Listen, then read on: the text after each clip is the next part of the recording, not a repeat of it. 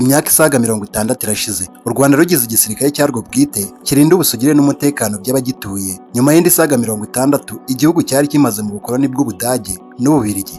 Tariki 11 Werurwe 2024 ikigo mpuzamahanga giharanira amahoro cya Stockholm International Peace Research Institute SIPRI cyashyize hanze raporo ishyira u Rwanda ku mwanya wa mbere mu bihugu bigize umuryango wa Afurika y'Iburasirazuba EAC byaguze intwaro nyinshi zikomeye mu myaka 3 ishize. Nanone ku tariki ya 27 Mutarama 2025 nyuma y'uko M23 itangaje ko umujyi wa Goma yawufashe, nibwo abantu bose batunguwe ubwo babonaga ubwirinzi buhambaye bwamamaye nka Iron Dome igisirikare cy'u Rwanda cyakoresheje gishwanyaguza ibisasu byaraswaga mu mujyi wa Rubavu birashwe na FARDC na FDLR.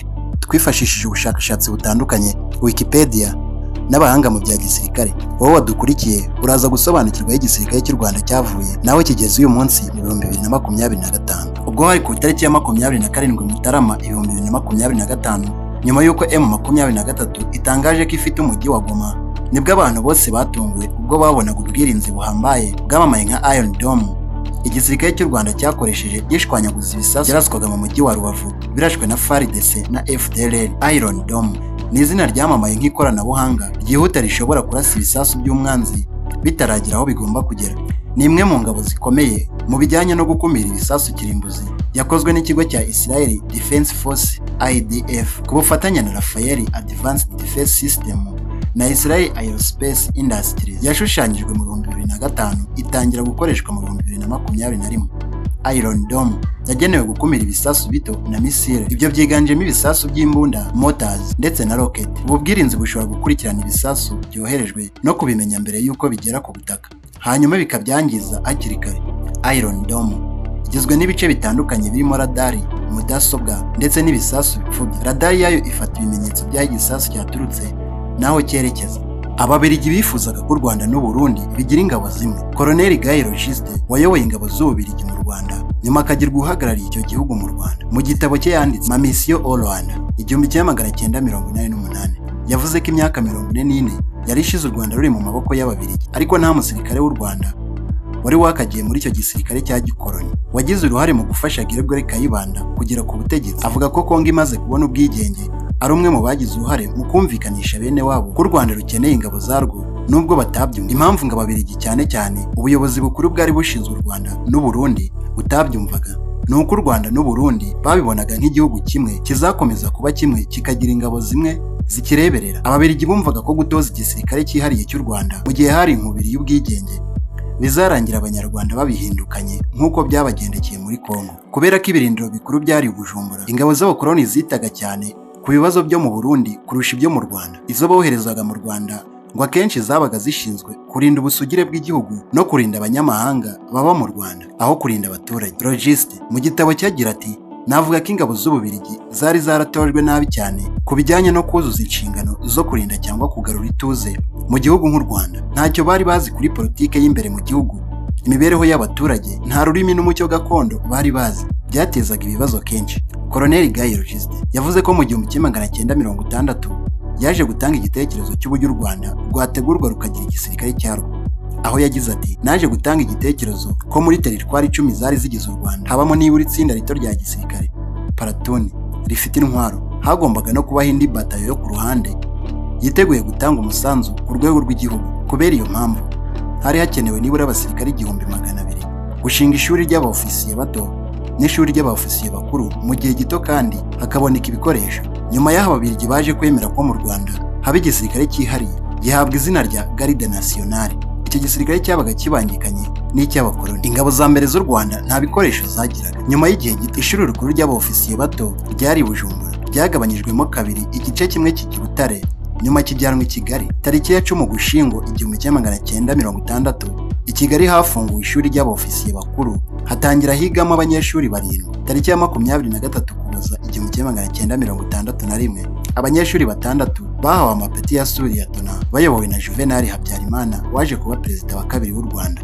Ingabo za mbere z'u Rwanda ahanini zari zigizwe n'Ababiligi biganjemo abari baherutse kwirukanwa na Lumumba muri Kongo. Abasirikare ba mbere b'Abanyarwanda bo bari bakiri ku ishuri. Intwaro za mbere ingabo z'u Rwanda zatangiranye zari zo bahawe na Garde Republique ku tariki ya 15 Ukwakira 1960 buri teritwari mu 10 yahawe itsinda rito ry'abasirikare bo kurinda. Ingabo z'u Rwanda zari zigifite ibibazo birimo kubona ibizitunga, ibikoresho by'itumanaho, imodoka n'ibindi, no gutegura igisirikare kizima cyuzuye kizabasha kwibeshaho ubwo igihugu kizaba gihawe ubwigenge. Ukurikije uko Logiste abivuga mu gitabo cye, ubutegetsi bw'u Rwanda icyo gihe bwari buyobowe na Kayibanda bwasaga n'ubudashishikajwe n'igisirikare cyane. Imbaraga nyinshi bari bazihanze mu guhabwa ubutegetsi mu buryo bwemewe, u Rwanda rukigenga. Abasirikare ba mbere b'Abanyarwanda bamaze kurangiza amasomo, Habyarimana wari ubasohotsemo yahawe imirimo itandukanye kugeza ubwo agizwe umugaba mukuru w'ingabo. U Rwanda rwabonye ubwigenge rufite ingabo nke cyane, ariko by'umwihariko izo ngabo zari zigowe no kubona ibikoresho.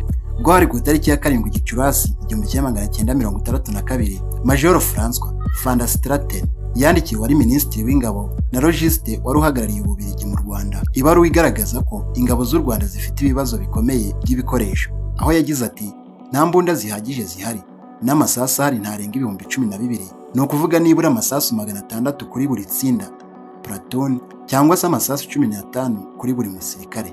Nyuma y'ubwigenge, abasirikare b'Ababiligi nibo bakomeje kuyobora inzego nkuru z'igisirikare cy'u Rwanda, kuko bavugaga ko nta bunararibonye Abanyarwanda bari bakagize. Izo ngabo nshya z'u Rwanda zahuriranye n'ibitero by'Abanyarwanda bari barameneshejwe bajyanwa mu buhunzi n'ubugizi bwa nabi bwo muri 59, bashakaga kugaruka mu gihugu cyabo. Ibitero bya mbere byagabwe muri Gicurasi 1962 basubizwa inyuma, bongera muri Nyakanga uwo mwaka mu Ruhengeri. Ubwo nuko igisirikare cy'u Rwanda cyakomeje gukura kugeza ku itariki ya 11 Werurwe 2024, aho ikigo mpuzamahanga giharanira amahoro cya Stockholm International Peace Research Institute SIPRI cyashyize hanze raporo ishyira u Rwanda ku mwanya wa mbere mu bihugu bigize umuryango wa Afurika y'Iburasirazuba EAC byaguze intwaro nyinshi zikomeye mu myaka 3 ishize. Iki kigo cy'Abanyasuwede gikora iyi raporo ku bihugu byo ku isi hose, ndetse kikagaragaza uburyo byagiye bigura cyangwa bigurisha intwaro zikomeye mu myaka ine ishize. Akenshi iyi raporo yibanda ku ntwaro nk'indege za drone z'intambara, imodoka zo mu bwoko bw'ibifaru, sisiteme z'ubwirinzi ndetse n'imbunda z'imizinga. Iyi raporo yakozwe ku bihugu byo ku isi hose yerekana ko intwaro zaguzwe n'ibihugu byose zagabanutse ugereranyije n'indi myaka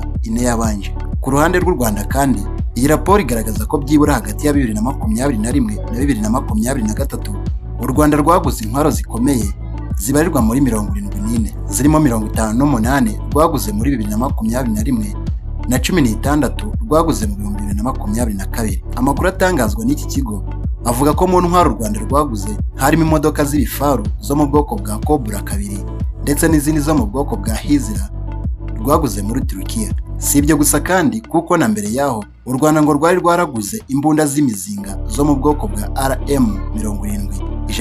RM-124 muri Slovakia, kajugujugu enye zo mu bwoko bwa MI-35 rwaguze mu Burusiya, misile zo mu bwoko bwa Red Arrow 9 rwaguze mu Bushinwa, ndetse n'izindi ntwaro. Iki kigo cyatangaje ko muri rusange intwaro u Rwanda rwaguze mu myaka 3 ishize gusa zingana na 3% y'iz'umugabane wa Afurika waguze kuva mu 2019. Kuri uru rutonde kandi, u Rwanda rukurikirwa n'ibihugu nka Uganda nayo yaguze 3% by'izo Afurika yaguze, naho Tanzania yaguze 52 zingana na 2.1%, naho Tanzania yaguze 52 zingana na 2.1%. Ubwo nuko rero igisirikare cy'u Rwanda cyakomeje gukura kugeza uyu munsi mu 2025, aho cyakomeje kugura intwaro zikaze kugeza naho rutunze ubwirinzi bwo mu kirere Iron Dome. Ubwo hari ku itariki ya 27 Mutarama 2025, nyuma y'uko M23 itangaje ko ifite umujyi wa Goma, nibwo abantu bose batunguwe ubwo babonaga ubwirinzi buhambaye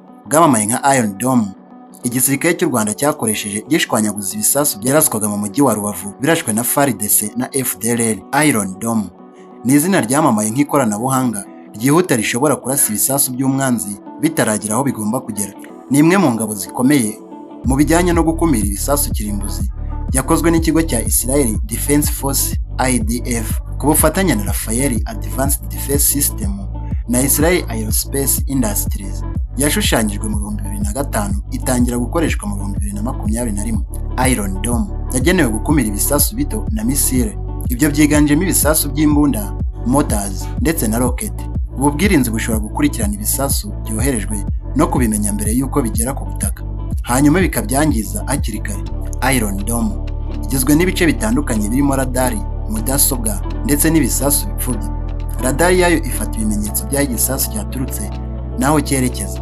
Mudasobwa igenzura niba igisasu aricyo gishobora guteza ikibazo, hanyuma niba icyo gisasu kidashobora kugwa ahantu hakomeye ntabwo bagipfubya mu rwego rwo kwirinda gutakaza amasasu atari ngombwa cyane ko abahenze. Ku rundi ruhande, ibisasu bipfubya iyo habonetse igisasu gikomeye cyangwa gishobora guteza ibyago, Iron Dome yohereza ikindi gisasu cyo kugipfubya bikarangira kitabashije kugera aho cyagombaga. Iron Dome ifite ibizwi nka launchers ziri hagati ya 3 n'enye, kandi buri launcher ibibitse ibisasu bipfubya byibura 20 interceptors.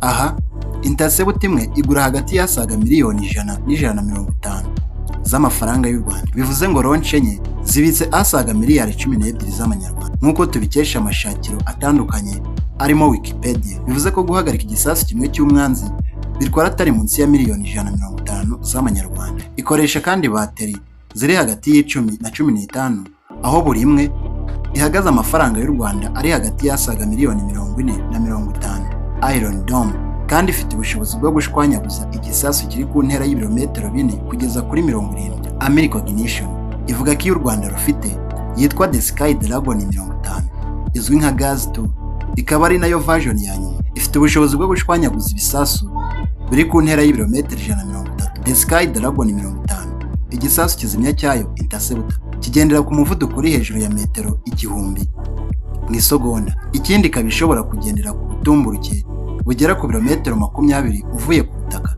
Chinese Military Magazine ivuga ko ikigo cy'Ubushinwa cya Noriko aricyo cyagurishije u Rwanda ubu bwirinzi, ndetse rukaba ari nacyo gihugu cya mbere cy'amahanga kibufite. Ikindi, The Sky Dragon 50 ishobora kurasa mu byerekezo birenga 12 icyarimwe.